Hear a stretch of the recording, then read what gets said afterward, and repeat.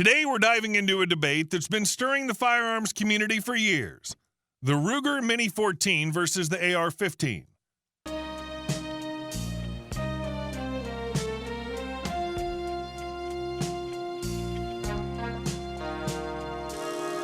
Both platforms have been around for quite some time, with the AR-15 having been designed around 1956 and adopted by the U.S. military as the M16 as early as 1962.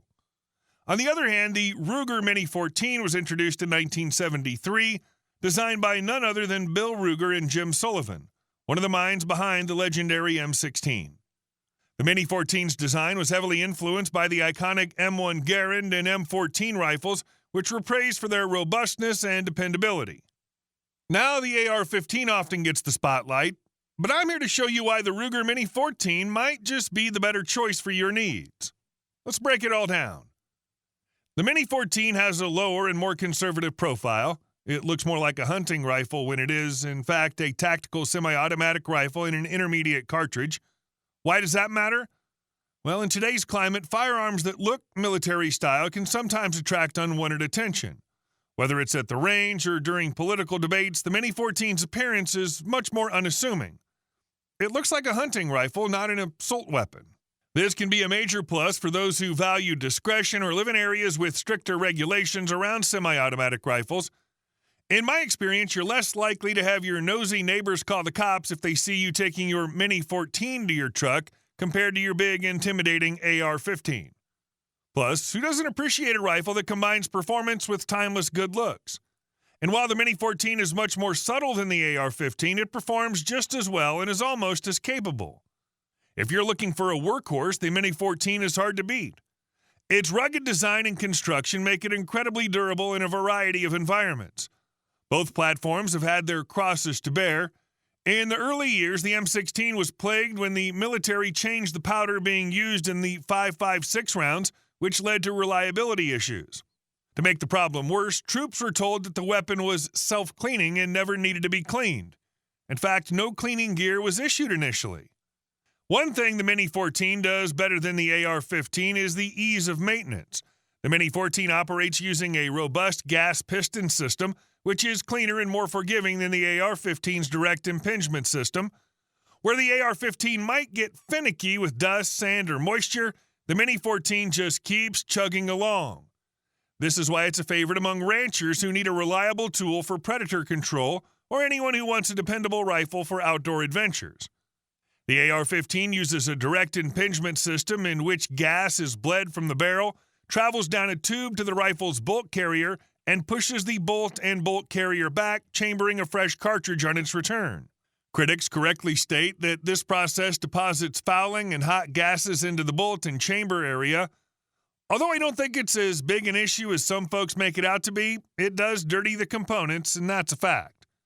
On the other hand, the Mini-14 keeps those gases separate, meaning less grime, fewer jams, and a rifle that runs smoothly even after extended use in less than ideal conditions. For those of you who don't want to spend hours scrubbing carbon buildup off your rifle, the Mini-14's design is a clear winner. Another cool feature is the cold hammer forged barrel, which gives the Mini-14 greater durability and a longer barrel life. Plus, you can get it completely stainless from the factory, which is great for high humidity, saltwater, or coastal environments. While it's not completely rust-proof, the stainless option is a nice touch. The Mini-14 has also sometimes had a reputation for spotty reliability. This stems from aftermarket magazines, most of which aren't reliable. If you want the ultimate reliability for your Mini-14, use Ruger factory magazines and don't waste your time and money on imitations. Aside from that, both of these platforms are really pretty darned reliable. What's more, the Mini-14 has the advantage of being shorter. When you compare an out-of-the-box fixed-stock Mini-14 to a Colt 6920, they're almost identical in terms of overall length and weight, similar to a basic M4. However, the Mini-14's recoil assembly is situated forward of the stock, unlike the AR-15. This design allows you to shorten the stock if needed. There are also plenty of folding stocks available for the Mini-14, making it much more maneuverable, easier to carry, and more convenient to pack. Ruger even produced a factory stock with an A-Team style, though I'm not sure if they still offer it. Despite being shorter, the Mini-14 boasts a significantly longer sight radius than the AR-15. Both rifles have the rear sight at the back of the receiver, but the Mini-14 features a pinned front sight base nearly all the way to the muzzle. In contrast, the M4's front sight is positioned closer to the end of the carbine-length handguard. Even with a mid-length gas system, the sight radius of the AR-15 is shorter compared to the Mini-14. Here's another area where the Mini-14 pulls ahead: value for money. There's been much debate regarding whether the Mini-14 is as cost-effective as the AR-15. It all depends on how you look at it. Can you get a quality AR-15 for under $1,000? Yes. Then again, your definition of quality is subjective. Many people don't feel comfortable unless they get an AR-15 from one of the expensive manufacturers, some of which will set you back well over $2,000. A Mini-14 will probably cost around $1,000 new. However, if you're patient and shop around, there are deals to be had. You can sometimes find them barely used for well under $1,000. You're getting a rifle that's built to last with fewer parts to worry about upgrading or replacing. For many people, that simplicity adds a lot of value. And when you factor in its reliability, ease of use, and versatility, the Mini-14 often ends up being the better long-term investment. Another way the Mini-14 outshines the AR-15 is through its array of stock options. The AR-15 has a buffer tube that fits inside the stock, which means it needs a stock or at least a buffer tube protruding from the rear. In contrast, the Mini-14 doesn't have a protruding buffer tube, making it perfect for folding stocks. Ruger's factory folding stock was incredibly popular, and now Samson produces these stocks under license from Ruger. Trust me, these stocks are fantastic. They fold up into a compact package while still being comfortable to shoot when extended. The pistol grip also improves control. The standard stocks are also great. My Mini-14 came with a synthetic black stock from the factory, which is durable but not very attractive. I ended up buying a wooden factory stock from a friend, and I couldn't be happier with it. Overall, the Mini-14 can be shorter and more maneuverable thanks to the potential for a shorter stock.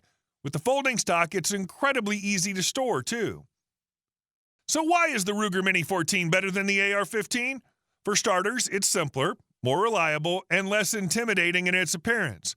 It's perfect for people who want a dependable, no-nonsense rifle that performs well in a variety of situations. Whether you're hunting, defending your property, or just enjoying some time at the range, the Mini-14 is a fantastic option. It might not have the flashy reputation of the AR-15, but it makes up for that with rugged reliability and classic charm. At the end of the day, it all comes down to your needs and preferences. But if you ask me, the Mini-14 deserves way more credit than it gets. So what do you think? Are you Team Mini-14 or Team AR-15? Let me know in the comments below, and don't forget to like and subscribe for more firearm content.